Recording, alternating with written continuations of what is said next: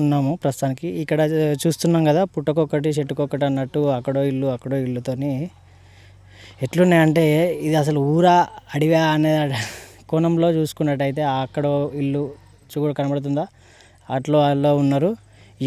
ఎవరితో సంబంధం లేకుండా కనీసం ఉన్నట్టుంది ఇక్కడ. ఎలాంటి సదుపాయాలు లేకుండా ఒక చిన్న కనీసం ఏదైనా అగ్గిపెట్ట కొందామన్నా కూడా ఇక్కడ ఎలాంటి అవకాశాలు లేకుండా ఉన్నాయి. చూస్తున్నారు కదా, ఎక్కడ కూడా ఒక్క లైట్ లేదు.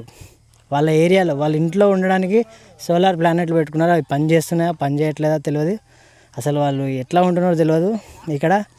ఇప్పుడు మనం ప్రస్తుతానికైతే ఇప్పుడు హిడ్మా ఊరు ప్రాంతం నుంచి ఉన్నాము. ఇక్కడ కంటిన్యూషన్లో చూపిస్తున్నట్టయితే ఇక్కడ ప్రతి ఊరు చెప్పాను కదా ఇప్పటిదాకా పుట్టకోగలు చెట్టుకోగలు అన్నట్టు ఇక్కడ ఎలాంటి పరిస్థితి కూడా లేదు.